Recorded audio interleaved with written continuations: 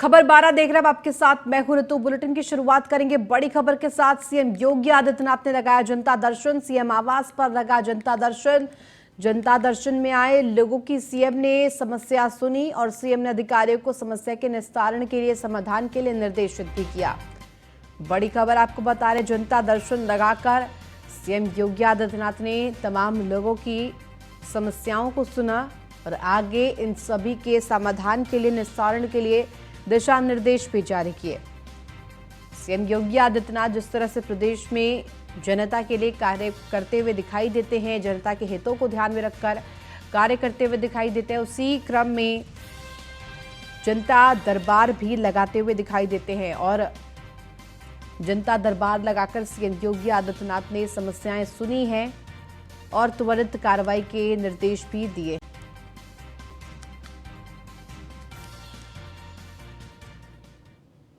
और कौशांबी से खबर, जहां केंद्रीय गृह मंत्री अमित शाह का दौरा। 7 अप्रैल को कौशांबी महोत्सव कार्यक्रम का करेंगे उद्घाटन। गृह मंत्री दोपहर 12:40 पर मां शीतला धाम का करेंगे दर्शन। आपको बता दें कि 12:50 पर कौशांबी पहुंचेंगे। महोत्सव का कार्यक्रम जिसके लिए तैयारियां की गई है, फसिया मैदान में ये कार्यक्रम का आयोजन किया गया है, जिसमें सीधे तौर पर शिरकत करेंगे और तैयारियां तमाम विषयों पर पूरी कर ली गई है। केंद्रीय गृह मंत्री अमित शाह का दौरा, कौशांबी पहुंचेंगे। 7 अप्रैल को कौशांबी महोत्सव कार्यक्रम का उद्घाटन करेंगे। और बड़ी खबर आपको बता दें, बीएसपी अध्यक्ष मायावती ने ट्वीट किया है। समाजवादी पार्टी पर मायावती ने बोला है हमला। मानस विवाद वाले सपा नेता पर केस की खबर है। मायावती का ये बयान ट्वीट करके ये बड़ी बात कही है। अनर्गल मुद्दों की राजनीति सपा का स्वभाव बन गया है। 1993 में सपा बसपा का गठबंधन हुआ था। मायावती ने यह बड़ी बात कही है। मिशनरी भावना में कांची राम जी की गठबंधन किया था और गठबंधन के बाद मुलायम सिंह की नीयत साफ नहीं थी। उनकी भावना बसपा को बदनाम करने की रही है। उस दौरान राम मंदिर के नारों को प्रचारित किया गया था। ये बीएसपी को बदनाम करने की सपा की शरारत थी। तो समाज को सावधान रहने की जरूरत है, ये सीधे तौर पर ट्वीट किया गया था मायावती की तरफ से। और आगे बढ़ेंगे, सूबे के परिवहन मंत्री दयाशंकर सिंह ने कुशीनगर के पडरौना बस डिपो के पुनर्निर्माण की आधारशिला रखी। आधारशिला रखने से पहले वेद मंत्रों के साथ पूजा अर्चना की। बता दें कि 4.28 करोड़ की लागत से मुख्यालय पडरौना डिपो का भवन बनेगा। आपको बता दें कि बरसात के दिनों में बस डिपो का परिसर तालाब बन जाता था। इससे पहले सेवरही कस्बे में यात्री शेल्टर की दयाशंकर सिंह ने आधारशिला रखी।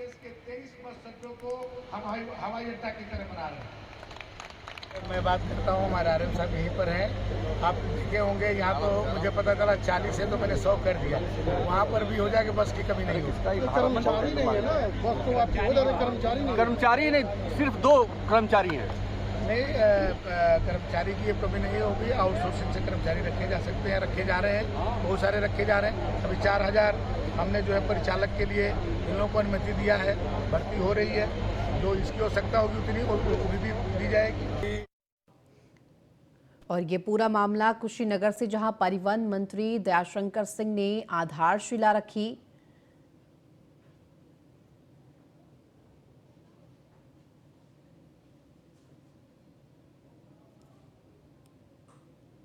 परिवहन मंत्री दयाशंकर सिंह ने आज आधारशिला रखी। तस्वीरें आपको दिखा रहे हैं, संबोधित भी करते हुए नजर आए। पडरौना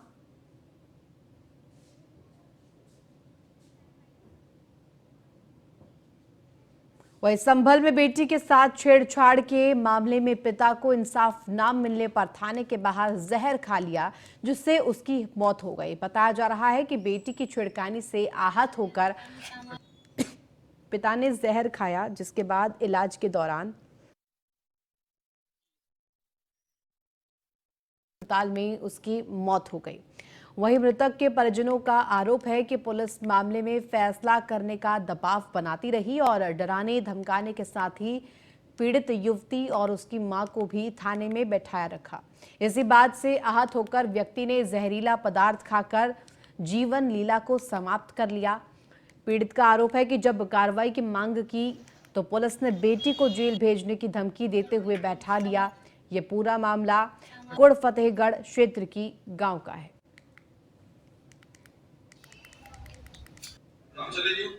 संभल से खबर, जहां जहरीला पदार्थ खाया है पिता ने।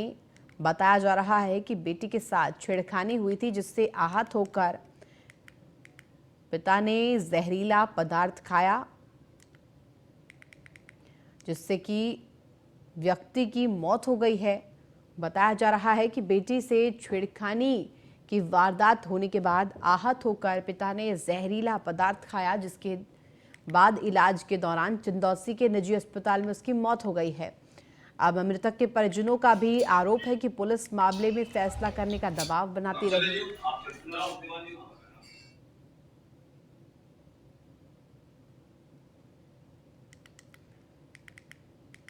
डराने धमकाने के साथ ही पीड़ित युवती और उसकी मां को भी थाने में बैठाया रखा गया। इसी बात से आहत होकर व्यक्ति ने जहरीला पदार्थ खाया और जीवन लीला को समाप्त कर लिया। पीड़ित का आरोप ये भी है कि कार्रवाई की मांग पर पुलिस ने कुछ नहीं किया, कोई कार्रवाई नहीं की और जेल भेजने की धमकी देते हुए बैठा दिया। और इसी से आहत होकर बेटी के पिता ने जहरीला पदार्थ खा लिया। और ज्यादा जानकारी के साथ संवाददाता मुजम्मिल दानिश हमारे साथ लाइव जुड़ गया। दानिश, क्या जानकारी? देखिए, जिस तरह से पिता ने जहरीला पदार्थ खाया है, बताया जा रहा है कि बेटी से छेड़खानी की जो वारदात हुई उससे आहत होकर उसने ऐसा बड़ा कदम उठाया।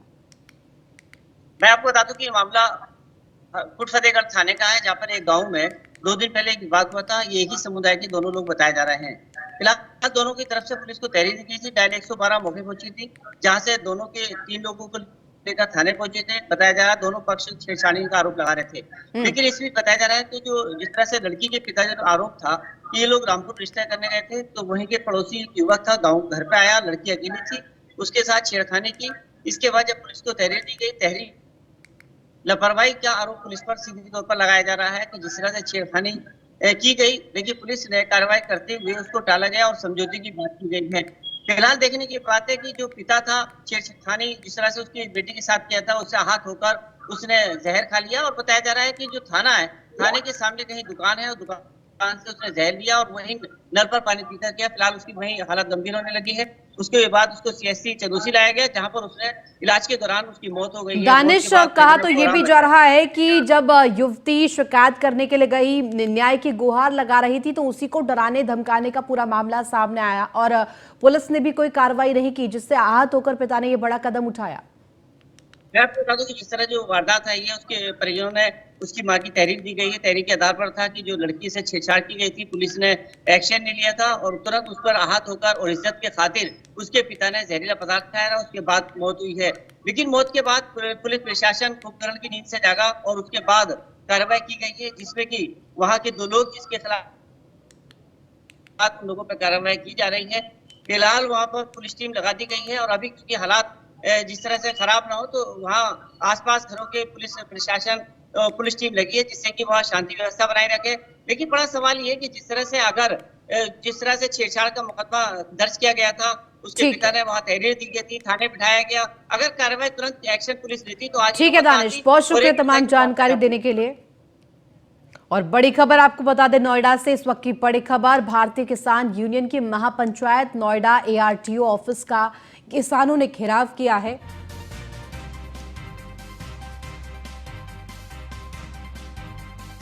ट्रैक्टर से पहुंचे सभी किसान नेता, भारी संख्या में पहुंचे किसान नेता। मौके पर सभी आला अधिकारियों समेत पुलिस बल तैनात दिखाई दी और किसान महापंचायत ग्रेटर नोएडा से, माफ कीजिएगा, नोएडा से इस वक्त की बड़ी खबर आपको बता रहे हैं। भारतीय किसान यूनियन की महापंचायत नोएडा ARTO ऑफिस का किसानों ने घेराव किया। तमाम मांगों को लेकर किसान पहुंचे, ट्रैक्टर से पहुंचे सभी किसान नेता और भारी संख्या में किसान मौजूद हैं और महापंचायत का आयोजन किया गया। मौके पर सभी आला अधिकारियों समेत पुलिस बल तैनात दिखाई दी है। नोएडा से इस वक्त की बड़ी खबर आपको बता रहे हैं, भारतीय किसान यूनियन की महापंचायत। और इसी खबर पर ज्यादा जानकारी के साथ ब्यूरो चीफ निशांत शर्मा हमारे साथ जुड़ गए। निशांत जी, जिस तरह से देखिए भारतीय किसान यूनियन की महापंचायत का आयोजन और ऐसे में तमाम मुद्दों को लेकर नोएडा एआरटीओ ऑफिस का भी घेराव किसानों ने किया है, क्या मांगे हैं किसानों की? देखिए, एआरटीओ का घेराव करने के लिए किसान वहां पर पहुंचे हैं और महापंचायत उन्होंने करनी है। जमीनी स्तर से लेकर कुछ मुद्दे हैं जो मुआवजे को लेकर और कुछ रोटियों के मुद्दे को लेकर, तो कहीं ना कहीं उसको घेराव करने के लिए किसान, भारतीय किसान यूनियन के जो टिकैत संघ के जो किसान हैं वो भारी संख्या में वहां पर पहुंच रहे हैं और अपनी मांगों को लेकर कहीं ना कहीं वो वहां पर महापंचायत करेंगे। निशांत, क्योंकि जिस तरह से देखा जा रहा है, तस्वीरों में भी देख सकते हैं जिस तरह से भारी संख्या में किसान पहुंचे हैं, तो लाजिम ये बोलना कहीं ना कहीं महत्वपूर्ण ये भी हो जाता है कि क्या इनकी मांगे हैं, क्योंकि लगातार भारी संख्या में किसान पहुंच रहे हैं। देखिए, मांगों को लेकर ये अपना घेराव करेंगे और 30 से इनकी कुछ मांगे हैं और एनटीपीसी से मांगे लगातार चल रही हैं, तो कहीं ना कहीं एआरटीओ ऑफिस पर ये घेराव करेंगे और वहां पर पुलिस के जो अधिकारी है वो भी आला अधिकारी मौके पर पहुंचे। शांति व्यवस्था बनाने का पूरी तरीके से प्रयास किया जा रहा है। हालांकि जो किसान है वो अपनी मांगों को लेकर वहाँ महापंचायत करेंगे। महापंचायत के बाद ही कुछ पता लग पाएगा कि क्या उनकी पूरी मांग है। निशांत, क्या कुछ आगे किसानों का रुख रहेगा, इस पर क्या कुछ प्रतिक्रिया सामने आ पाई है? देखिए, अभी अधिक संख्या में किसान पहुंच रहे हैं। जो जानकारी मिल रही है वो लगातार ट्रैक्टर वहां पर पहुंच रहे हैं किसानों के और पश्चिमी उत्तर प्रदेश के कई जनपद से किसान पहुंच रहे हैं। ठीक है, बहुत शुक्रिया तमाम जानकारी के लिए।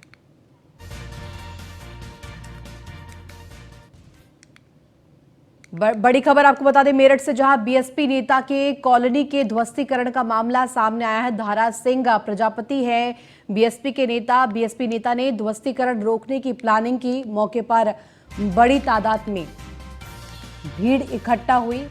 हजारों की संख्या में महिलाएं और पुरुष मौके पर मौजूद दिखाई दिए। क्षेत्र अधिकारी सदर देहात गाड़ी लेकर मौके से भागे और मेरठ विकास प्राधिकरण के अधिकारी और एसडीएम भी भागे हुए दिखाई दिए। कई बीजेपी नेताओं का खास है दारा सिंह प्रजापति। सपा नेता सतीश मावी की कॉलोनी भी ध्वस्त होगी।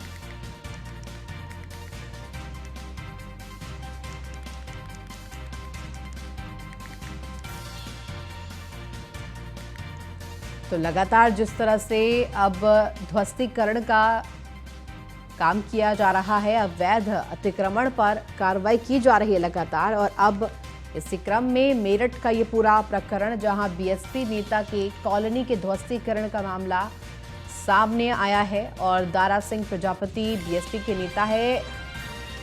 बीएसपी नेता ने ध्वस्तीकरण रोकने की प्लानिंग की, लेकिन मौके पर बड़ी तादाद में जो भीड़ इकट्ठा हुई, उसके बाद भारी संख्या में पुलिस बल भी दिखाई दी और हजारों की संख्या में महिलाएं और पुरुष मौके पर मौजूद दिखाई दिए। क्षेत्र अधिकारी सदर देहात गाड़ी लेकर मौके से भागे और अवैध अतिक्रमण पर जिस तरह से लगातार पीला पंजा चलता हुआ दिखाई दे रहा है, वहीं और इस ओर ये मामला जहां मेरठ से बीएसपी नेता के कॉलोनी के ध्वस्तीकरण का ये पूरा मामला है। दारा सिंह प्रजापति बीएसपी के नेता, जिनकी और ज्यादा जानकारी के साथ संवाददाता अतुल शर्मा हमारे साथ लाइव जुड़ गया। अतुल, क्या जानकारी? जिस तरह से देखिए लगातार पीला पंजा चलता हुआ हम देख पा रहे हैं यूपी में, और ये ताजा मामला मेरठ से जहां बीएसपी नेता के कॉलोनी की ध्वस्तीकरण का ये पूरा मामला है, क्या कुछ आगे होगा? देखिए, लगातार अगर मेरठ विकास प्राधिकरण की बात की जाए, अवैध कॉलोनी हो, अवैध भूमाफिया हो, सभी के खिलाफ सख्ती से कार्रवाई कर रही है। 0.2 सरकार बनने के बाद लगातार उत्तर प्रदेश के अंदर भाजपा का जो बुलडोजर है, बाबा का जो बुलडोजर है, वो गरजता हुआ नजर आ रहा है। मैं पीछे दिखाना चाहूंगा जिस तरफ दो यहाँ पर बुलडोजर गरज रहे हैं। सतीश मावी की ये अवैध कॉलोनी है जिस पर बाबा का बुलडोजर गरजता हुआ नजर आ रहा है। लगातार देखा जाए तो मेरठ के अंदर अवैध कॉलोनी की बात की जाए या भूमाफियाओं की बात की जाए, उन पर मेरठ विकास प्राधिकरण और पुलिस सख्ती से कार्रवाई कर रही है। बीते दिन की अगर बात की जाए, कुछ दिन पहले यहाँ पर ये वही सिर्फ कुछ कॉलोनी है जहाँ पर जो मेरठ विकास प्राधिकरण की टीम है वो पहुंची थी और उसके बाद यहाँ पर जो सतीश मावी है उसने मेरठ विकास प्राधिकरण के अधिकारियों को खदेड़ा था। अपने गुर्गों के साथ सतीश मावी पहुंच करके यहाँ से अधिकारियों को भगाने का काम किया था, जिसके बाद मुकदमा दर्ज हुआ और आज फिर दोबारा मेरठ विकास प्राधिकरण की टीम भारी पुलिस फोर्स की तैनाती में यहाँ कार्रवाई कर रही है।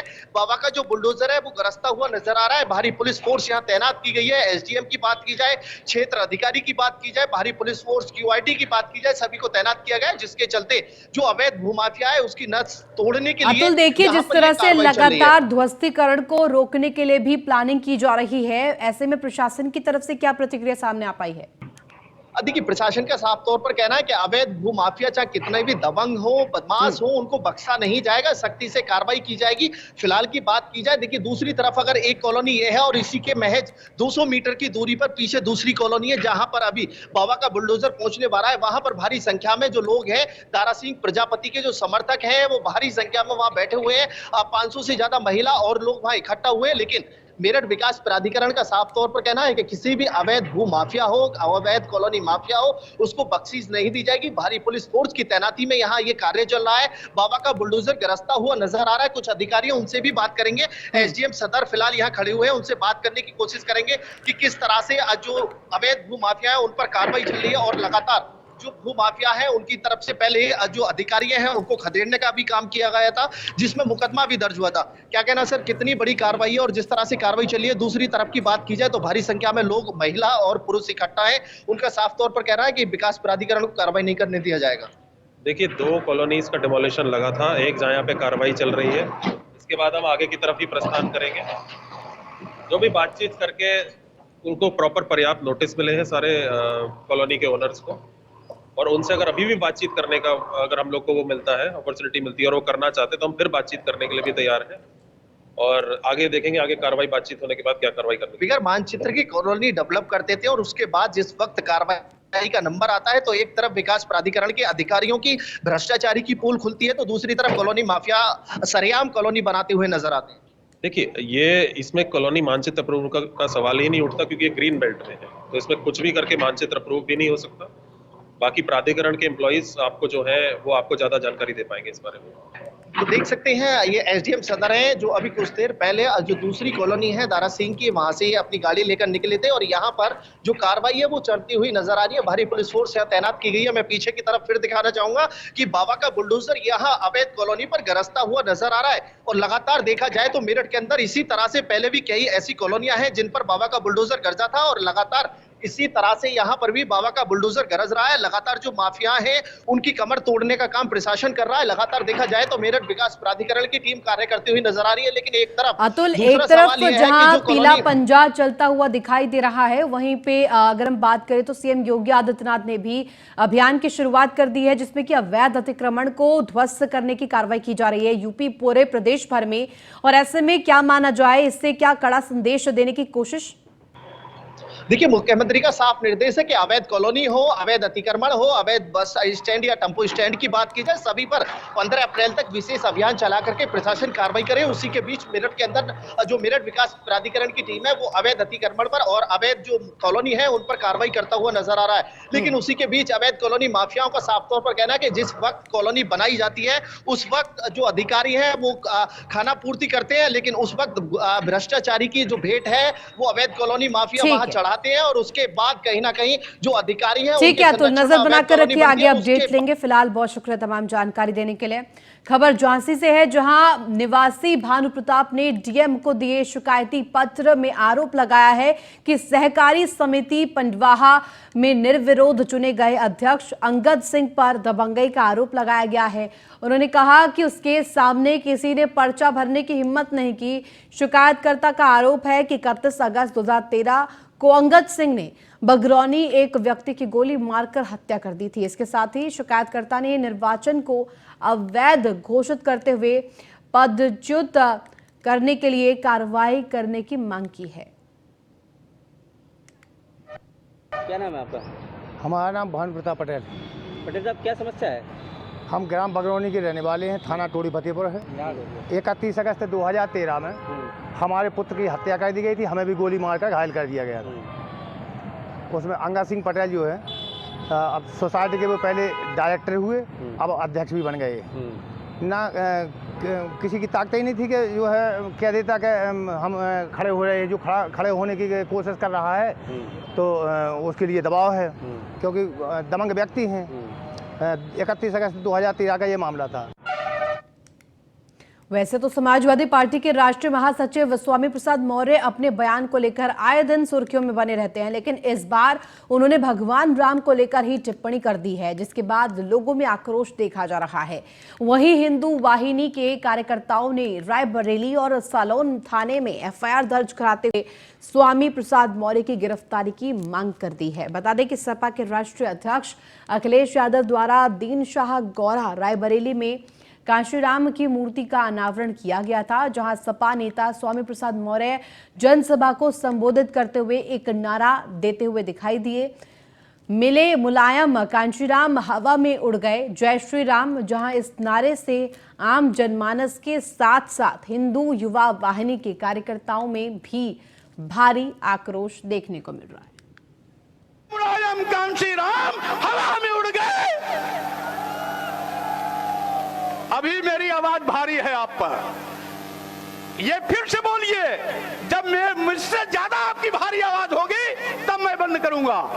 मिले मुलायम कांशीराम, मिले मुलायम कांशीराम, ये नारा गूंजा था। और उस गठबंधन के बाद क्या हुआ था? भाजपा का सफाया हुआ था। आज वही परिस्थितियां फिर पैदा हो गई। आज मंच पर जो भी बैठे हैं मुलायम। कल समाजवादी पार्टी के नेता स्वामी प्रसाद मौर्य द्वारा ऊंचाहार में उनके निजी महाविद्यालय में कार्यक्रम की आयोजन हुआ था, जिसमें मंच से स्वामी प्रसाद मौर्य द्वारा करोड़ों हिंदुओं के आराध्य प्रभु श्री राम को लेकर उन्होंने जो अपमान और जो उनका तिरस्कार किया है, इस बहुत निंदनीय है और बहुत असहनीय है।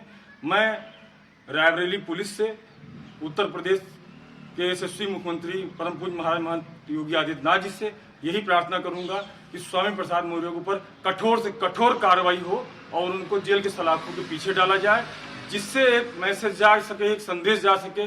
जो आए दिन हिंदुओं को, हिंदू भगवानों, देवी देवताओं का अपमान, रामचरितमानस को अपमान किया करते हैं, उनके लिए मजबूत संदेश जाना बहुत आवश्यक है। जय श्री राम। प्रसाद मौर्य ने कल अपने भाषण में कहा है कि मिले मुलायम काशीराम हवा में उड़ गए जय श्री राम। वो ऐसे नारा लगा करके हमारे सनातन धर्म का अपमान कर रहे हैं। ये कतई बर्दाश्त से बाहर है। इसको लेकर के हमने शहर कोतवाली में आज इनके खिलाफ मुकदमा पंजीकृत करवाया है और आवश्यकता पड़ने पर इनका विरोध प्रदर्शन किया जाएगा, इनके खिलाफ धरना दिया जाएगा। क्या मांग है आपकी? हमारी मांग ये है कि इनके खिलाफ कड़ी कार्रवाई की जाए, इनको जेल भेजा जाए।